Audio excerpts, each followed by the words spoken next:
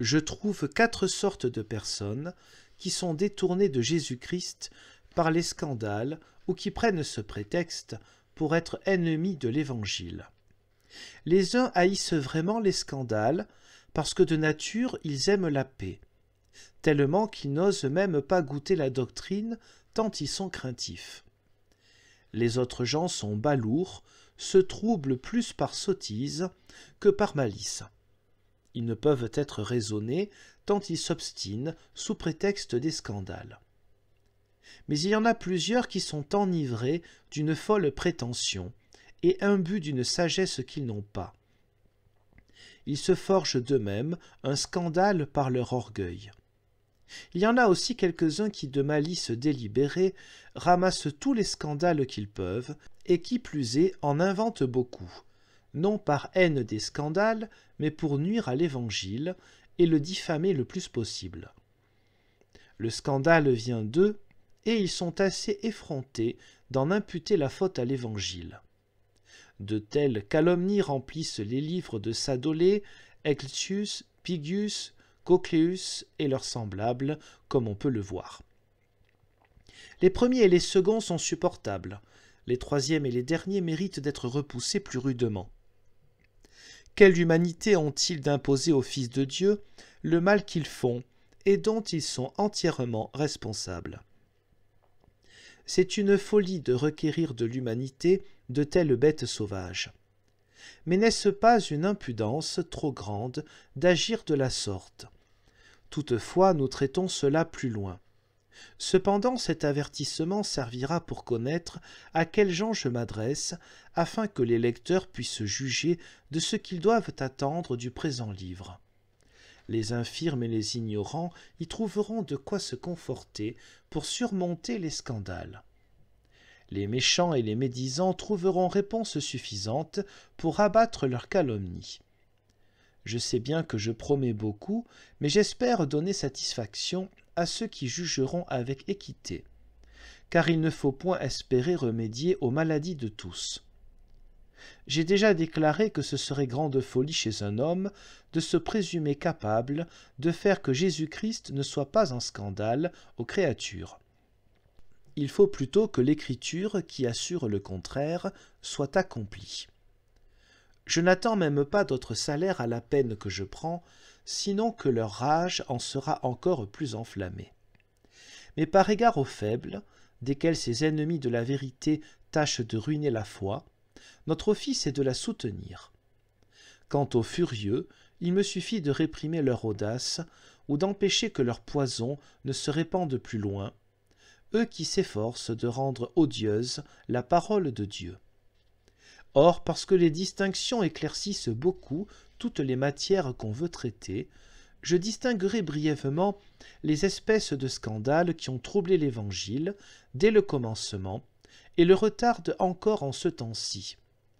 Nous appellerons les uns scandales intérieurs, ce sont ceux qui procèdent du contenu de l'Évangile, du moins à l'opinion commune des hommes. La seconde espèce groupe ceux qui procèdent d'ailleurs, mais sont toutefois quasi toujours conjoints au premier. Les troisièmes sont pris et attirés de loin par la malice des hommes. Les scandales que nous avons mis au premier rang sont liés directement à la doctrine de l'Évangile. Saint Paul dit que l'Évangile est folie aux sages du monde, ce qui est vrai. La simplicité de l'Évangile qui est sans ostentation est méprisable aux ambitieux. Plusieurs choses qui y sont contenues semblent déraisonnables, voire sottes et dignes de moquerie au jugement humain. Par exemple, que le Fils de Dieu, qui est la vie éternelle, ait revêtu notre chair et soit devenu mortel. Que par sa mort, la vie nous ait été acquise, qu'en sa damnation nous recevions la justice, et en sa malédiction notre salut. Cela est si contraire à notre sens charnel que ceux qui semblent être les plus subtils le rejettent avec force. Semblablement, quand l'Évangile nous prive de toute louange de sagesse, vertu et justice propre, et ne nous laisse rien sinon blâmes et mépris, il est impossible que cela ne nous affecte bien fort. car notre arrogance ne souffre pas volontiers qu'on lui ôte les choses dont notre fausse imagination nous rend orgueilleux. Voilà donc une répugnance bien vigoureuse. Bien plus encore, ce qui est dit de renoncer à nous-mêmes, de crucifier notre vieil homme, de mépriser le monde, de se charger de notre croix, tout cela est terriblement dur et fâcheux. Et davantage encore, les expériences douloureuses, quand la foi est éprouvée par la persécution et les autres adversités. On y trouve aussi d'autres points qui semblent pleins d'absurdité à la raison humaine, comme ceux dont nous avons parlé. Ils donnent lieu à des questions épineuses qui engendrent une infinité de scandales, comme la prédestination et autres semblables. Les exemples du second genre apparaissent sitôt que l'Évangile est annoncé. Plusieurs troubles et séditions s'élèvent. L'impiété d'un grand nombre qui était caché se découvre. Diverses sectes et horribles erreurs sortent en bouillonnant. Plusieurs se détournent avec grand mépris.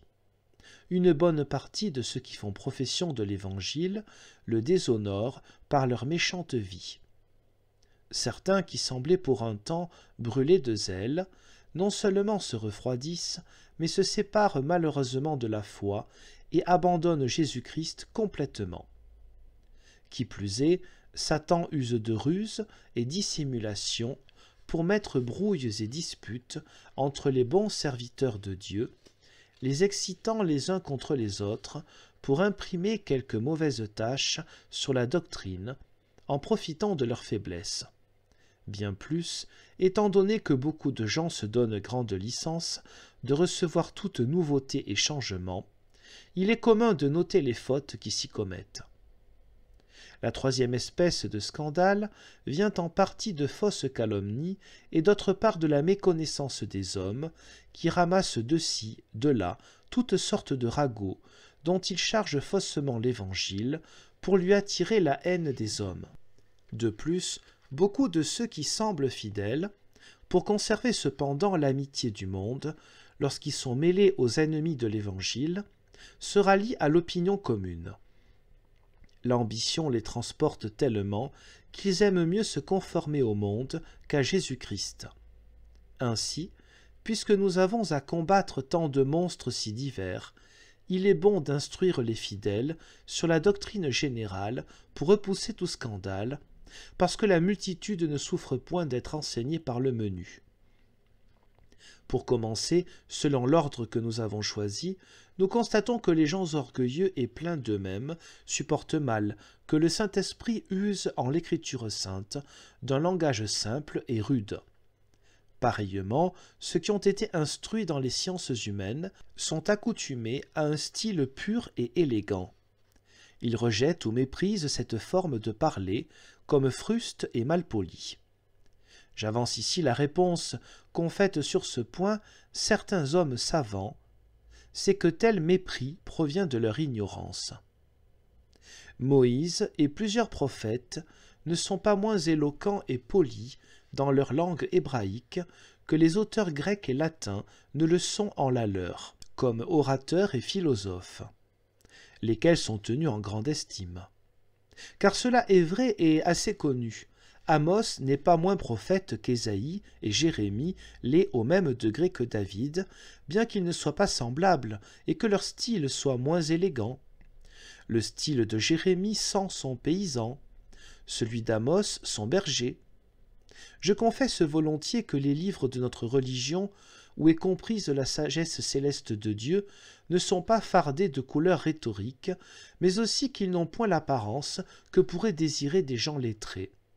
Au reste, je dis que ceux qui en tiennent moins compte pour cela sont par trop chagrins et difficiles à contenter. Ceux qui pour cette raison veulent en amoindrir l'autorité sont trop iniques et ingrats. Saint Paul ne confesse pas seulement que l'éloquence lui manque, mais il s'en glorifie comme d'un avantage. Sa doctrine est-elle plus méprisable?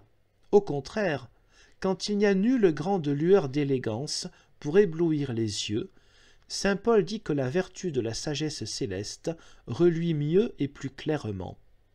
C'est l'argument dont il traite dans la première épître aux Corinthiens jusqu'au 4e chapitre, à savoir que la foi est plus sûrement fondée par la puissance du Saint-Esprit quand nous ne sommes pas persuadés par l'élégance et les artifices de belles paroles.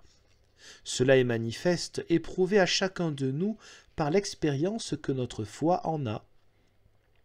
Car si la doctrine de saint Jean ou de saint Paul était bien ornée des couleurs de Démosthène ou de Cicéron, elle aurait peut-être plus de grâce pour allécher les lecteurs, mais il ne lui resterait pas la 100e partie de cette gravité que nous y sentons, pour toucher les consciences à vif, et de la majesté pour donner autorité à ce qui y est contenu. Dieu se révèle là avec une majesté si grande qu'on est contraint de sentir que c'est lui qui parle, excepté ceux qui ont l'esprit hébété par Satan. Ceux qui ne prennent nul goût en l'écriture, parce qu'ils n'y trouvent point l'attrait du beau langage, sont par trop dégoûtés.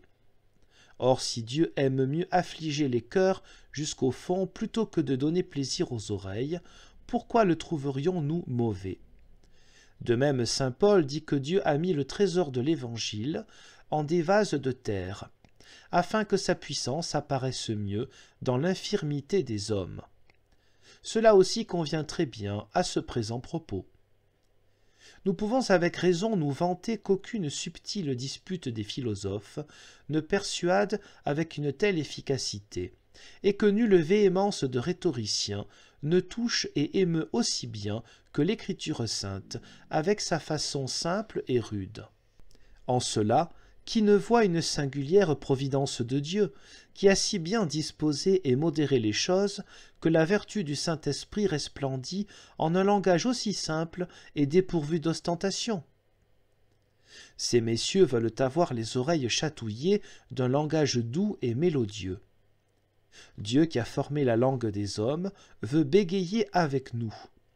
Cependant, en bégayant, il foudroie et déploie une gravité aussi haute et éminente pour dompter les esprits humains que si le plus élégant rhétoricien qui fut jamais dévoilait tous les beaux ornements qui peuvent se trouver dans l'art. Saint Paul dit que par ce moyen, il y a correspondance réciproque entre le sujet spirituel et le langage. La vérité de Dieu, toute dépouillée d'ornements, a en soi et de soi d'autant plus de force. C'est pourquoi les hommes sont par trop orgueilleux lorsqu'un tel dédain fait obstacle et les empêche de lire l'Écriture ou diminue son crédit. Voilà comment il faut tirer les trésors de sagesse qui sont cachés en Jésus-Christ, comme le dit saint Paul. Cette matière se trouve plus amplement traitée au premier chapitre de l'Institution chrétienne.